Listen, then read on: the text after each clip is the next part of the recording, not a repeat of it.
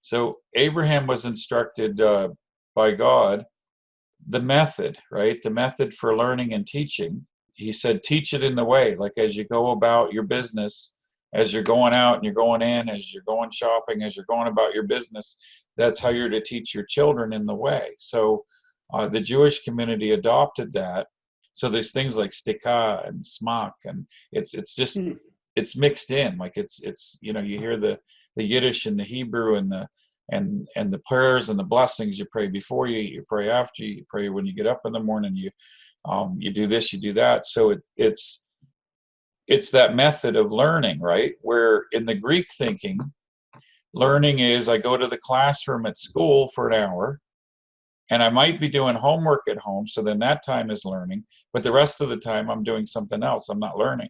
But in Hebrew thought, you're learning 24/7. You're internalizing it. You're making it part of your lifestyle, part of your everyday interactions. Well, the natural way that a baby learns your first language is by immersion, right? You just have it in everyday life, and after you hear someone say bottle 100 times, you're like, oh, that must be called a bottle. So by the time you're 5 years old and you go to kindergarten, you know the language, and then you go to classroom. So in Hebrew Jewish thinking, you don't have this separation. You do have classroom, but you take it, and then God helps you to figure out how to apply it to your everyday life. So when you're doing that, then it gets internalized as part of your identity, rather than just a behavior I put on when I go to class. So that's the idea in the Hebrew thought of learning, and that's the best way to learn. That's how God has taught me the Hebrew. It becomes part of who I am in everyday life. Anyway, I have a teaching today on prayer in Hebrew.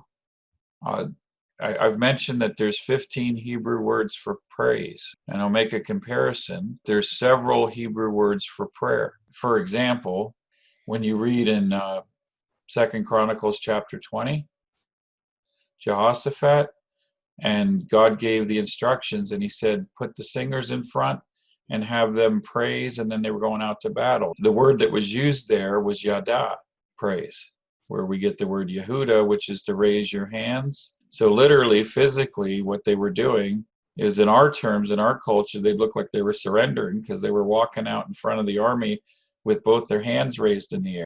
No weapons, hands raised in the air, singing, giving thanks to the Lord. So it was a specific Hebrew word that was used in that passage. And he did also say to do the hallelujah praise at another point in the story. So there are several Hebrew words for prayer, and we're not going to go over all of them today, but I want you to understand the concept that these Hebrew words are very specific. So when you read a passage and it says to pray, and that's what I was talking about, 2 Chronicles 7:14 I posted about. And the word for prayer in 2 Chronicles 7:14, which is a very well-known verse, is tefillah. Tefillah. This is one of the common words for prayer. But it might surprise you what the actual meaning is in the Hebrew, because as we've talked about Hebrew words, they have a concrete meaning. The root of the word has a concrete meaning. So when you get a word like tefillah, it's like the word Torah. Tav on the front is a noun form of a verb, and tefillah. Let's go to our scriptures here. So we want 2 Chronicles 7:14.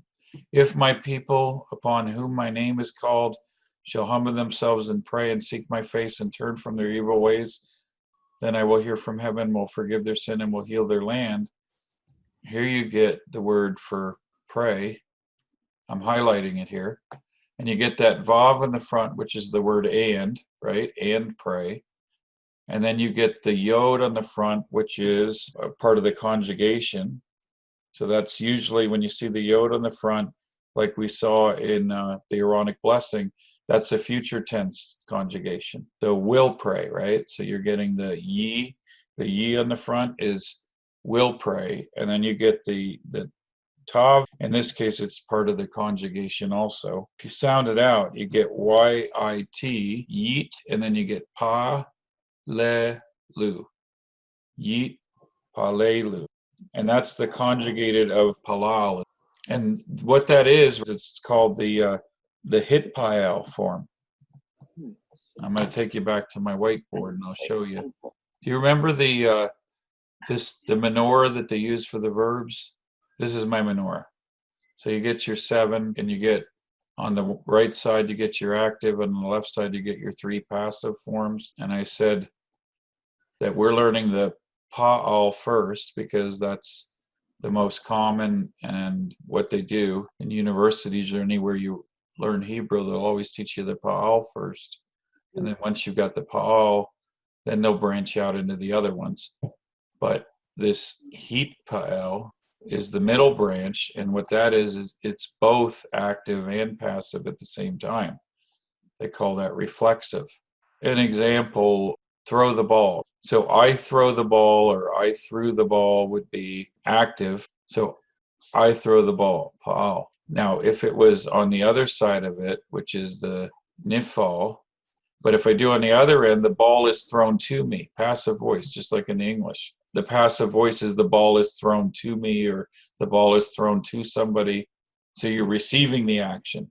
So this passive is receiving, and the active is giving action. So I throw the ball is active because I'm giving the action, but the ball is thrown to me. Now, for my reference point, it's receiving the action. What you have in the middle here, this Hitpael, is I'm both active and passive at the same time. So how is that possible? One way to translate it would be I throw the ball to myself. There's other verbs where it's often used where we say I do something to myself. So in that case, it would be active and passive at the same time, right? I'm giving and then I'm receiving back my own action. Or it can be between two people.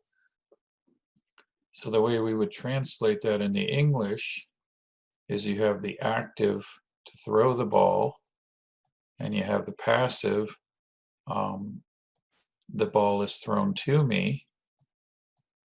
So we would call that, if we want to have the Hitpael, where it's both active and passive, we would say we're playing catch.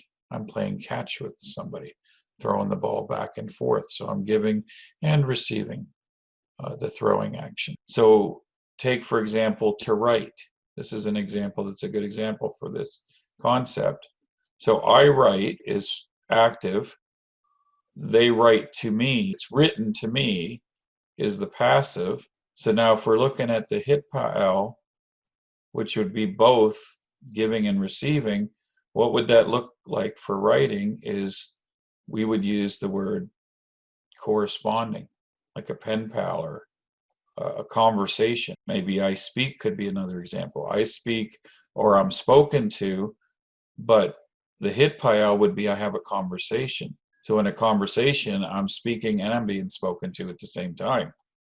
So if I see a verb and it's pa'al, I speak, I spoke. If I see a verb and it's nifal, it's passive, someone's speaking to me, I'm being spoken to. It's passive. But if it's Hitpael, then it's a conversation. So the point of that is in 2 Chronicles 7:14, because it's in the Hitpael, what that hints at is it hints at a conversation. So if it was in the active, it would be I pray, as in I speak to God. If it was in the passive, it would be I'm listening to God, he's speaking to me. But if it's in the Hitpael, it means I'm both speaking and listening. So there's where you get an example where in the Hebrew, you won't see that in the English, but the Hebrew grammar is telling us something. It's a type of prayer in 2 Chronicles 7:14, where we're not just speaking, we're not just going in and making declarations like, people do sometimes, and making requests and saying, God, I want this, and God, I want that. So I'm not expecting a response, I'm just unloading on them. That's active, that's pa'al. But if it's Hitpael, it means I'm talking, but then I'm also listening, so he's talking back. And so what that hints at in 2 Chronicles 7:14 is that it's a type of prayer where there's a wrestling, there's a hearing from God. So we're making a course correction, we're getting in alignment with the Lord. And that's where the promise says, I will heal your land. It's based on not us going and making a speech to God, but it's based on a relationship where we draw into God in relationship, and we have a conversation, and we work out where the problem is. We work out where the course correction is needed. So we've gotten off track, and things aren't going well, and we're going to the Lord. And it's that type of prayer where we're saying, hey, we need to talk about this, God, and we need you to talk to us so we know what we need to do to pull us out of this situation. So that's in the Hebrew grammar.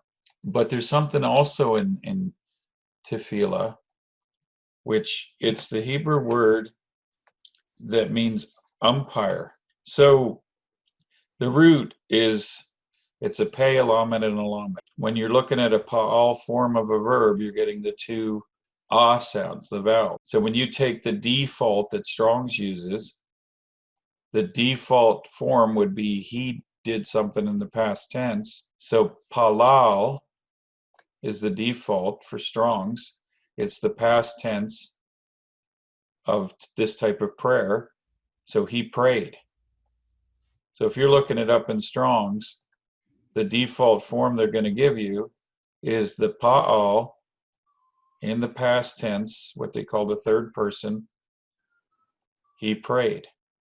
That's your base that you're working from, except what you saw in 2 Chronicles 7:14 looks different because it's not the pa'al, it's the hit pa'al form. So you take this word palal, and out of that, the root concept. You remember we talk about concrete meanings, like I said, shomer or shamar, and shamar is to guard or to watch something, to watch over, to guard. But the concrete is, it literally was and is in some cases the shepherds, when they would make a perimeter at night, they would take those thorn bushes and make a barbed wire fence. It's a hedge of protection.